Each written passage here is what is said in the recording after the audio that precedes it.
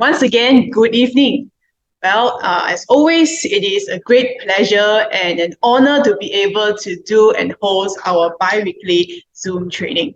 Okay, so if you look at me behind, okay, I've changed a little bit of my environment. And for those who have came to the Malaysia office, I think this is a familiar sight. All right, so today, let me just go through with you what we'll be going through today. So of course, insulin is one of our core hormones, okay, and in fact, it will be the theme behind our few great products. Okay, so we will go through that and to see how it truly affects us and our predictors of good health. And on top of today, we're going to make things a little bit different by introducing chlorophyll. Now, I'm sure many of you may find it strange. Like, why? Okay, what does this have to do with insulin or sugar management? Because this is, many times promoted as a detox product or something related to immunity. Okay, so today we will be linking both of these together. So the front part, we'll be talking about insulin, and then the next part, we'll be talking about chlorophyll. All right, so give me a moment as I share my screen.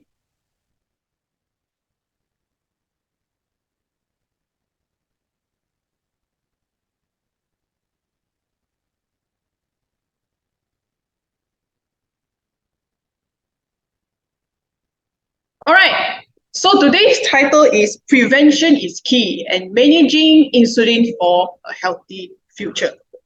All right, indeed. Okay, insulin is, even though it is a very small, tiny hormone in our body, but it is one of the most important predictors of health span and lifespan.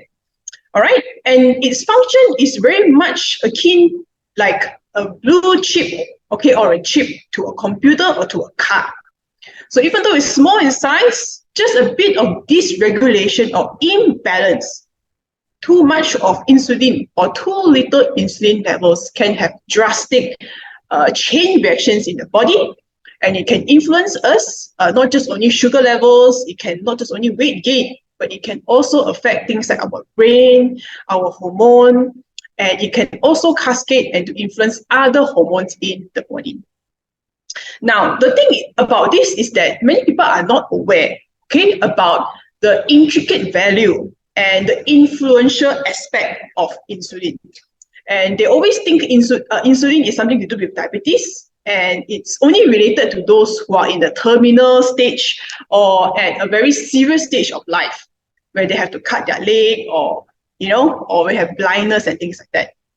Okay, but they don't realize the reality and how real and how near insulin is to all of us and how it relates to us on a day-to-day basis. Okay, in fact, the scary thing is this, where 1 in 2 people do not know that they have diabetes. It means if you're in a gathering or you're in an occasion with people, there will be one person beside you that have diabetes, but they totally are not aware. Okay, this is like a walking time bomb. Like they are walking, they are walking, but the bomb has not exploded yet. And most people will not know they have diabetes unless they have to do some form of checkup. All right, so this is where the danger arises, where their insulin condition is already so serious that it's chronic. And once they found out, it's too late. Okay, and this cannot be blamed. All right, okay, that is because there's so many kinds of food sources that is around us. All right, and we are bombarded with all kinds of terms, and of course now with the healthy organic movement, and we're being suggested with many kind of options that seem to be good and healthy and beneficial for us.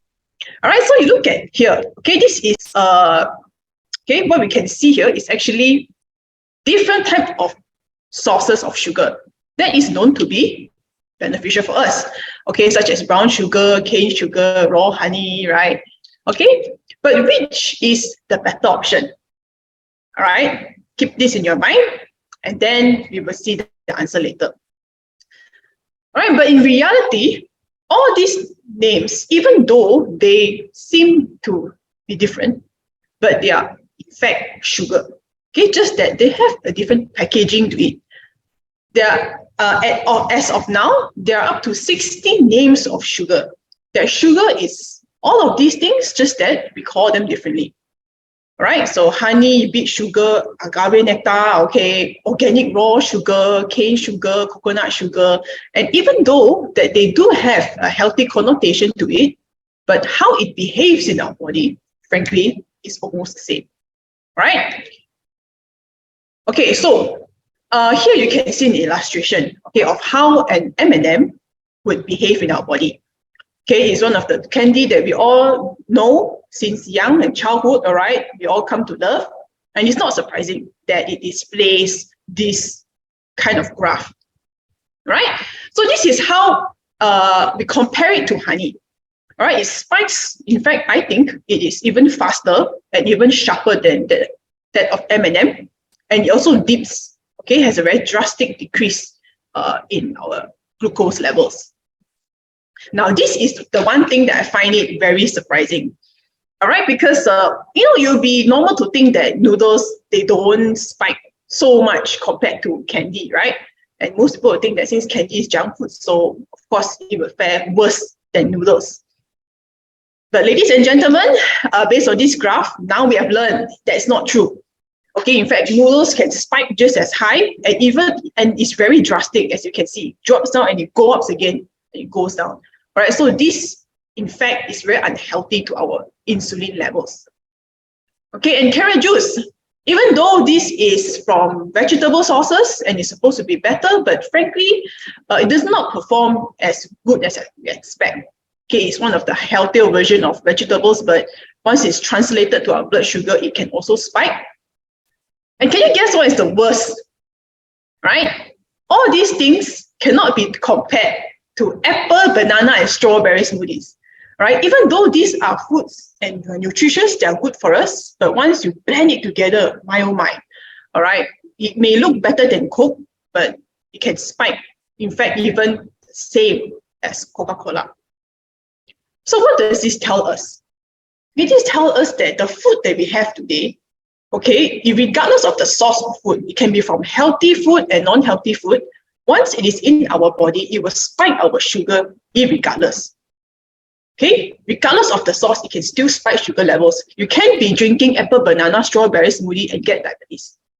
Right? If you take this consistently, even though it's from fruits, yes, but you can also fall sick as a result.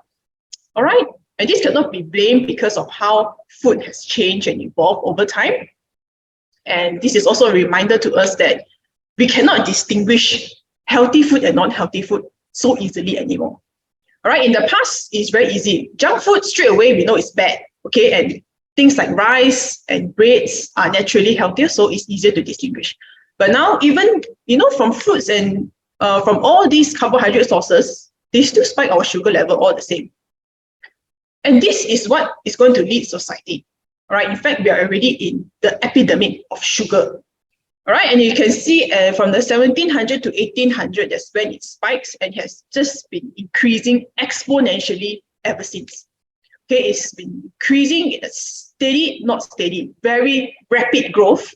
And as of now, we are consuming as much as 70 kg of sugar per year. Ladies and gentlemen, if you do not know, 70 kg is like a weight of a normal male. Right? And this is how much sugar we are consuming. And this will only lead to what? Okay, it's teaching us how to get diabetes by 35. Right? Even though society is progressing, but it's only leading more and more people to get sick at a much younger age today. Okay, so because of this very reason, we have to understand, okay, how does sugar and insulin would interact and behave in our body. So this is a very simple illustration. Okay, so after you eat anything, okay, it will be broken down into sugar, right? So once it is disintegrated into sugar, then our body will produce this thing called insulin. All right, insulin is a hormone. It is not a sugar, and it's here to enable these sugar molecules to be absorbed into our body. So insulin has to attach itself to the receptor site in order for the receptor to be open. Okay, this is very crucial because if not, your channels will be closed and sugar cannot come into our body. Right? So insulin has a role. It's not completely bad. And once it happens, okay, this is what would normally occur. right? So, as you know, okay, we don't settle with just a main meal only. It's very common to order a drink to go with it. Okay, when it gets savory or very spicy, we want to quench our thirst with cooling drink, and of course, no meal is complete without something sweet, which is dessert. So this is something that we do not only once but twice a day. Okay, and it leads to these kind of scenarios where there are a lot more sugar floating in our bloodstream. So this will only stimulate our body to produce even more insulin. And the amount of insulin has to tally, and it has to be the same amount with sugar that's being broken down in our body. So as a result, okay, there's just a surplus, and it will start to cause our receptors to be insensitive, and all kinds of problems will start to occur. So even though, okay, this insulin may be attached to the receptor site, but it will not trigger any response. So even during normal conditions, like now, okay, you could be listening to me talking, you could be paying attention, but your sugar levels and insulin may be high. All right, and even though it attaches to the receptor site, but there's no way for insulin to react, hence it will just continue to accumulate in our body. So this is a classic case of insulin resistance in which our body rejects the effect of insulin. It rejects it, so our cell rejects it and ignore it, hence our body is resistant to it. Right, this is a big, big problem. So if we don't do anything about insulin, okay, it will only cause more problems to build out and subsequently only diseases to occur. So as of now, insulin resistance can cause a myriad of diseases, starting from Alzheimer all the way to PCOS, hormonal issues, fatty liver, osteoarthritis, stroke, dementia, body fat, cancer, and so on. Right? So the key behind, you cannot have good health with poor management of insulin. Right? That's simply not possible. So we have to go into the root of it and find ways that we can manage this effectively. Okay? So of course we do not want to resort to medications. Okay, as the best as possible, we want to go with natural methods that can help us to alleviate this issue. Okay, so feel great is the best solution. All right, one of the most clinically based and clinically sound principles that can help us to achieve that. All right, so Buzz Life as the 6 division of fiber, all right, acts as this matrix. All right, once it gels up in our body, it can then trap, all right, or absorb, okay, all these sugar molecules. So once it's able to do that, it will slowly trigger our insulin to be released. So naturally, our insulin will not be rushed out, will not be released in such a rapid pace and with so much of particles. It will only be released much slowly and also lesser. Right? And as a result, our body absorbs a lot less sugar, and this will, in its entirety, reduces insulin. Okay, so this is a very quick study from the University of Sydney that shows how it affects our body, especially our insulin levels. So one serving of BioLife S can reduce 13% in our blood insulin levels. So one day, if we take 2 sachets of BioLife S, it can reduce up to 27%. All right, so this is actually a very big percentage, and it's very close to that of how a generic medicine would form also. Okay, so this is the reason why, and especially with the graphs, okay, you can see a very drastic change. So 2 packet, 27%, right? Remember, it's a very significant change to our blood sugar and insulin levels, right? So it's no wonder, okay, everyone who is on BioLife S, we hear so many fantastic testimonials about its effectiveness because it can directly hit, okay, the nail on the hammer on all these indicators that you can see on the screen. All right, very important. So of course, a feel great comes with one practice, which is the intermittent fasting, right? So of course, you can go with fasting, without any other help. Okay, there are people who do that. They just fast without drinking anything, and this is how it will look like, right? But we know, of course, fasting on its own is difficult, all right, for new people, and it's very hard on the body. And not just only that, it can only bring us so far. To a certain stage, our body will be stagnant. Okay, so this is when some form of help would be very beneficial to us. Okay, so in this case, which is Unimate, all right, we have extracted and the most pure form of Unimate, and we have get rid of all the harmful organic compounds.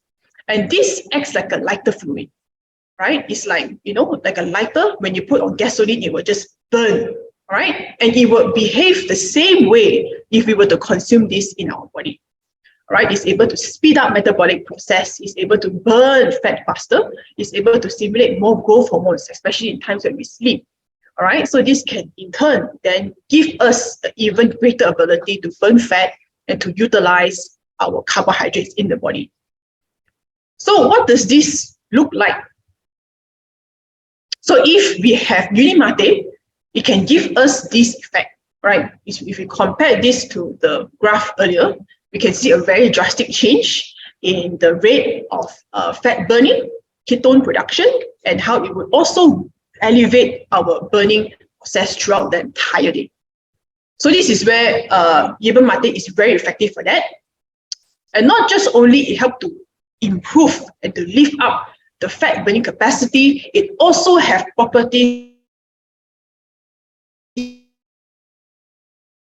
that can protect our brain, to our brain, such as chlorogenic acid. This is the main one. Saponins, okay, this is protective against things like depression, anxiety, theobromine, and caffeine. Okay, this is when people start to report benefits like mental clarity. Okay, they have better focus, athletic performance, and so on. Right. So this is how both of these, collectively in field grade, is really effective in terms of managing healthy blood sugar and insulin levels. All right, so I very briefly talk about the concept of insulin resistance and how both of them together with 16/8 intermittent fasting practice can bring us to a much better control of our health. Now comes the interesting part, which is, chlorophyll. All right, so now Malaysia, we have this is just this upgrade version, right, of this chlorophyll. All right, but not to worry, both of them also have the same function and they perform the same thing in our body. Now, if I were to ask you, what is chlorophyll? Will you be able to give an explanation? All right, most people I know, they will just say, okay, chlorophyll is like a plant. Okay, and then it's good for them. And that's all. All right. Okay, but actually chlorophyll has a function, on its own. Now, we know the human what we need. In terms of air, we need oxygen, right? So we need oxygen, and what we expel is then harmful gases such as carbon dioxide. Plants, in turn, does the complete opposite effect. In fact, it complements mankind in the sense that it removes, it takes in our waste products such as carbon dioxide, and it exchanges and it gives nourishment to us, which is oxygen. So this is where it has this harmony, not just only environmentally, but there are also health benefits to us. Okay, so chlorophyll is in fact this green pigment that we can find in plants, right? We have one fine example behind me. All right, that's found in this plant that performs photosynthesis. All right, so this particular chlorophyll has this ability to provide nourishment to mankind. So if we can produce oxygen for us, can you imagine the effect if we were to consume it? What kind of benefit then in turn can give us, right? It's tremendous. All right, it's able to perform a beautiful exchange, remove toxins and to give us nourishment, and it in fact acts as a natural purifier. Okay, scientists say that it's able to purify air outside. Okay, and in our body, it also acts as a purifier. Now, toxins is everywhere. Okay, some people might find this idea far-fetched, but there are in fact a lot of scientific reports that concur with the same statement. Okay, toxin is found in anything. We can't run away from it. Okay, from food, like cleaning products, and even our air. It's all filled with carbon monoxide and very harmful toxins. And we inhale it or we consume it, it will then be attached to our red blood cell. Okay, it can bind with our hemoglobin. And from there, it will then be transported to many, many parts of our body. So you see there are many, many small red blood cells, right? Okay, in fact, in reality, our red blood cell is not water, it is small particles like this. So all these toxins will bind to all these red blood cells individually. Okay, and from there, it's where it gets really harmful, right? It will spread to every part of your body, from your heart, your liver, your kidney, and so on. Okay, so what is the relationship between toxin and insulin resistance? Right, so study is actually showing a correlation.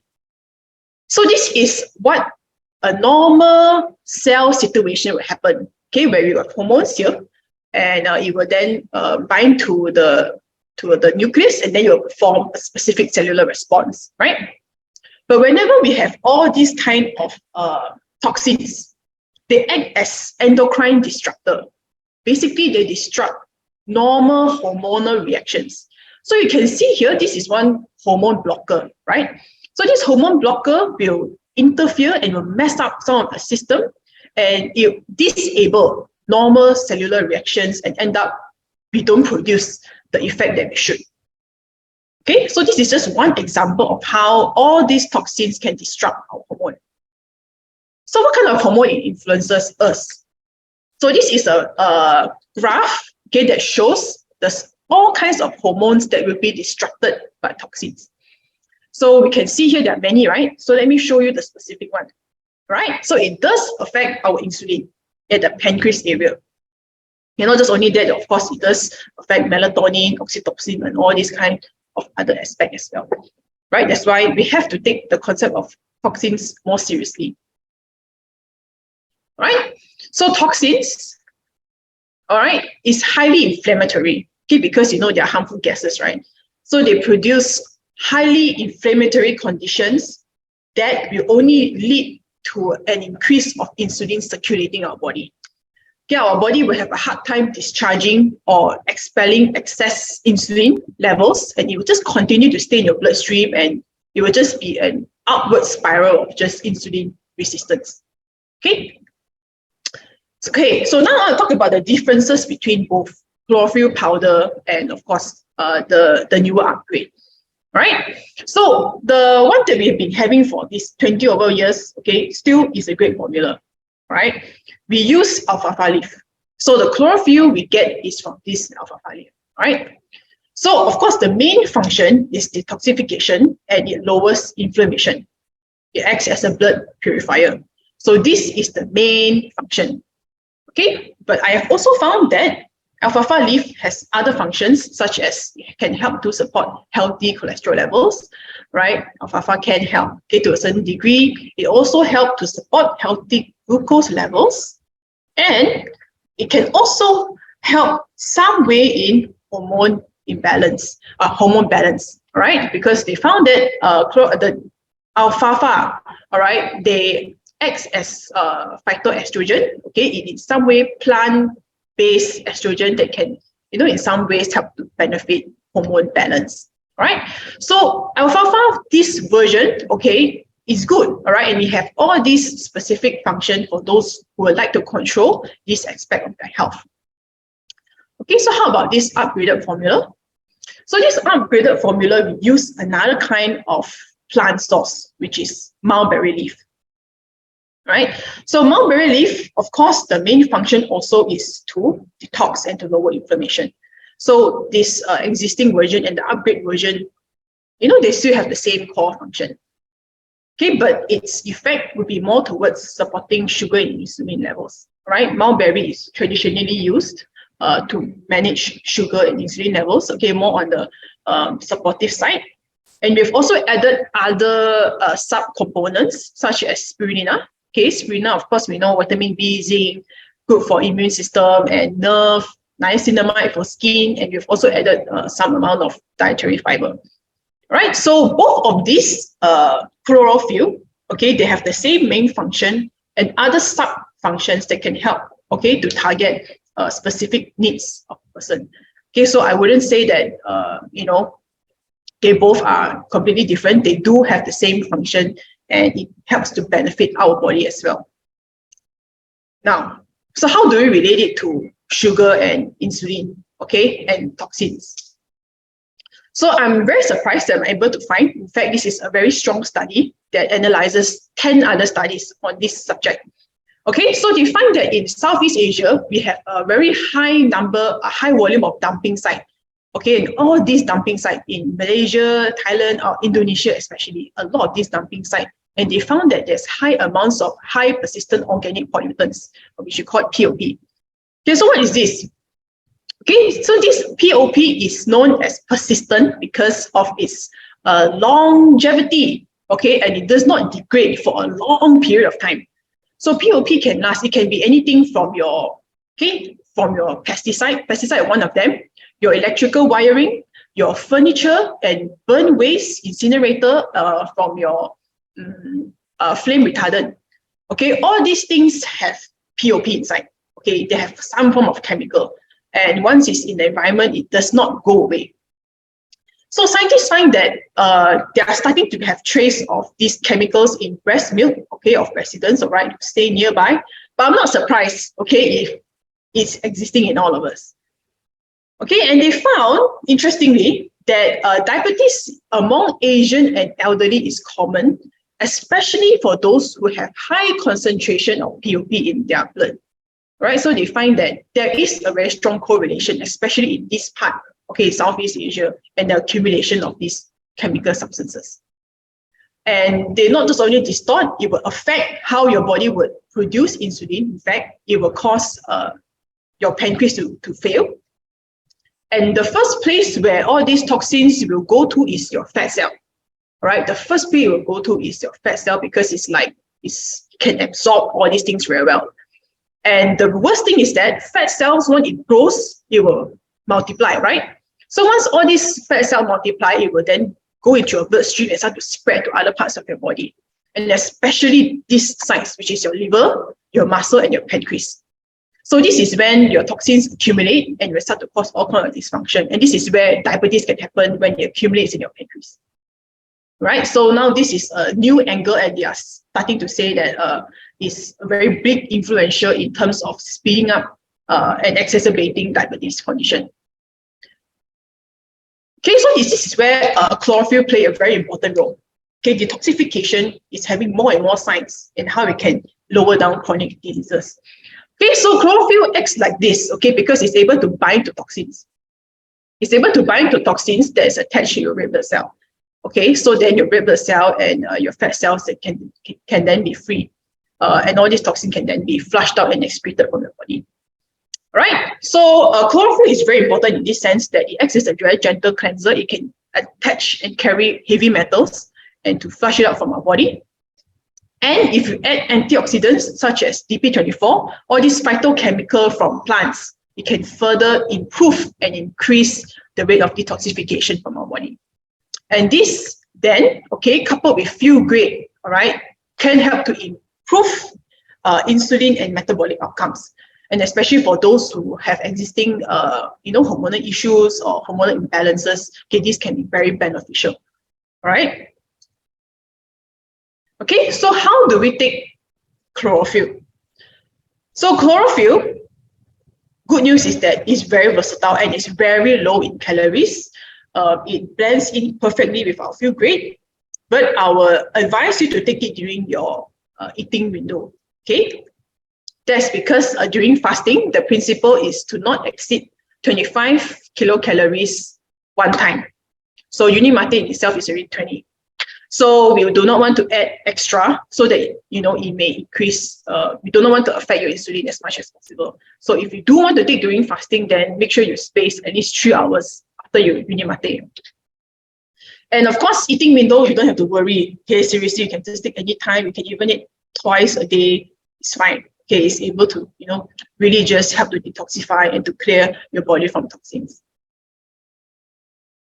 Okay, so having both of these together, okay, it can really complement, and you don't have to fuss about things. It can help to just detoxify, on a daily basis, a gentle cleanse, and it can also help to boost the result of your sugar and your insulin response in your body.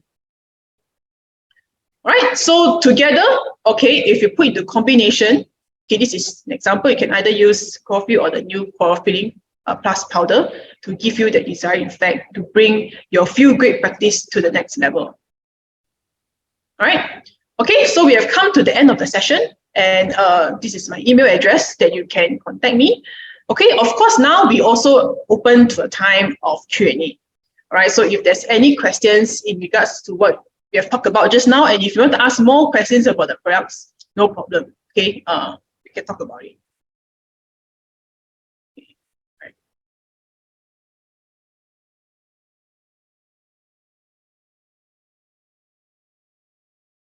Okay.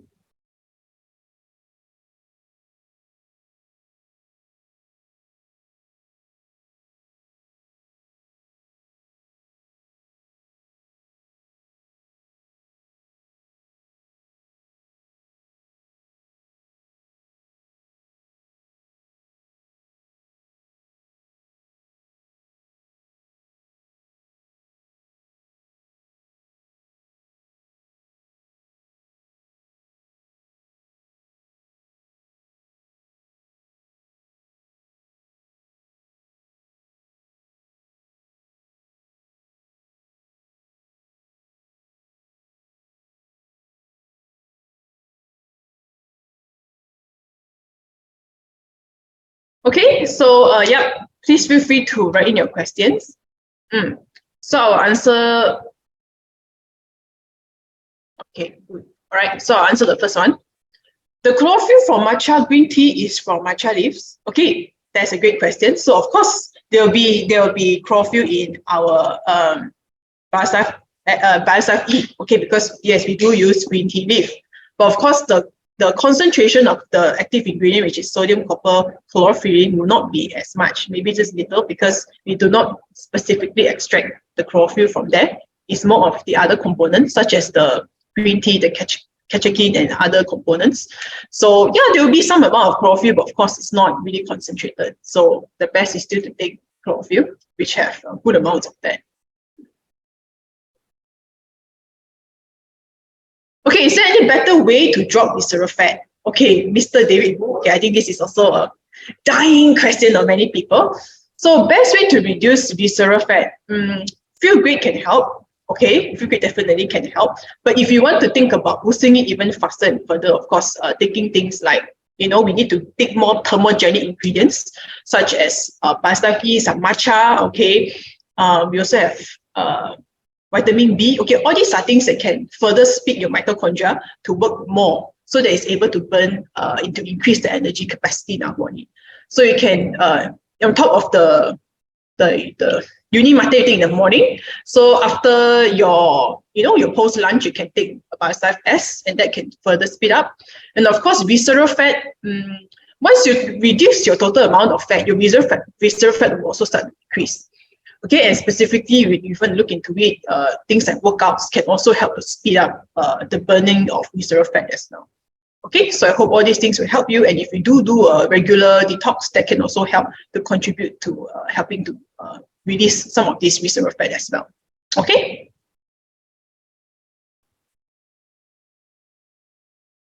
Okay, so what would your advice be for feel great users who have been trying to manage their insulin but can't seem to see changes in their weight or blood sugar levels, or still suffer hunger pangs?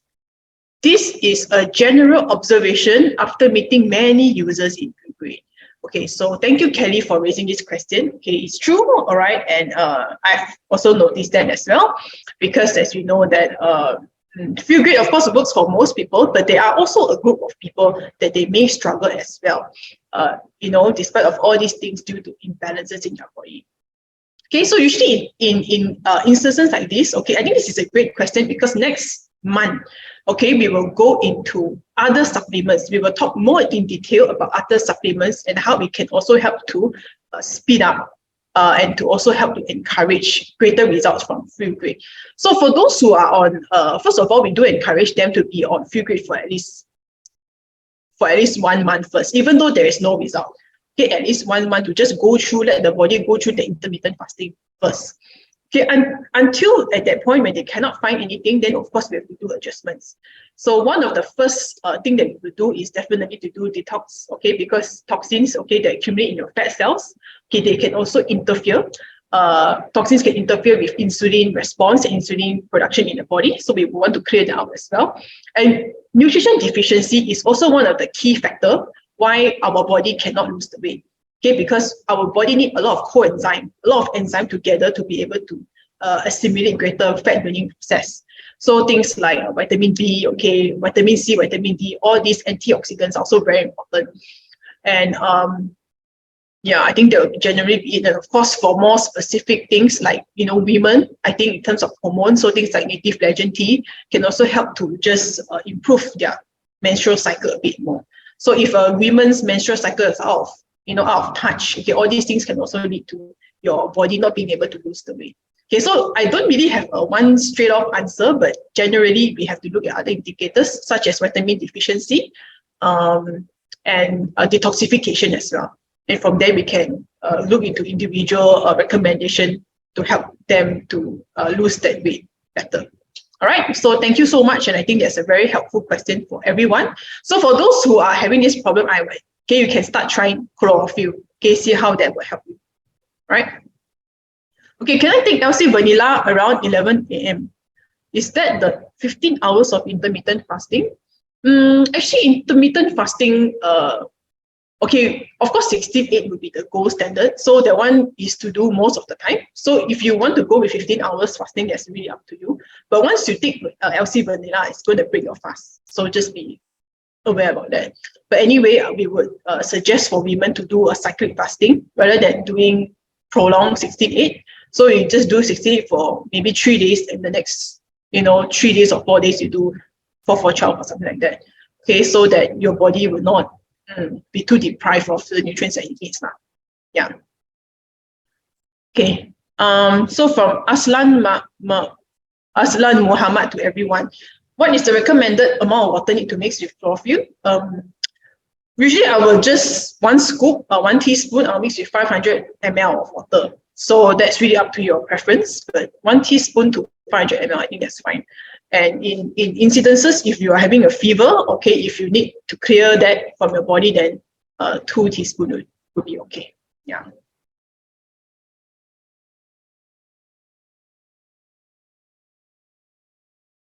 Okay, the mulberry in noni, is it the same like the new coffee? Yeah. But mulberry is using mulberry fruit. So our one is we use mulberry leaf. Okay, so one is fruit, one is leaf, and leaf is more towards that. Okay, more for detoxification and some blood control as well, blood and sugar control. Okay, can I take LC after taking uni mate? Do you mean your morning? So if you're on a fast, then it's not recommended because it will break your fast. So if you want to take LC, you can take it anytime during your 8-hour eating window. So if you want to break your fast, then you can take LC, no problem. Okay, so Bio7 is good for vascular. Yeah. Bio7 also can, Bio-S also can. So yeah, can also help to reduce that.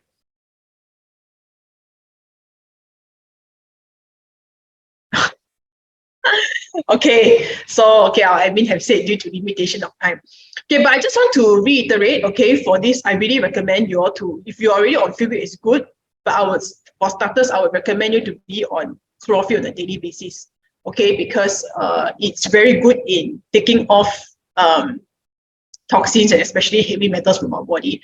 And from what I've read from recent evidence, it's actually very convincing now, and how toxins is starting to be one of the co-factor towards contribution to diabetes already. So yeah, I would encourage, and of course there are other sub components of health, like the one in Singapore. The one from alfalfa leaf can also help to support cholesterol and some hormone balances as well. So that's beneficial. And for the one in Malaysia, the upgraded version, there are also some formulation that's specific towards controlling sugar and insulin also. So that can help to further boost the already great effect of Feel Great. Okay, so thank you everybody so much for your time. So stay tuned to our series for the next two sessions next month, because we'll be talking a lot more about how we can boost Feel Great with our other supplements. So I think that would be very interesting to you. Okay, so thank you so much, everybody. Really appreciate your time, and I can't wait to see you again. All right, so see you, everybody. Stay safe. Bye.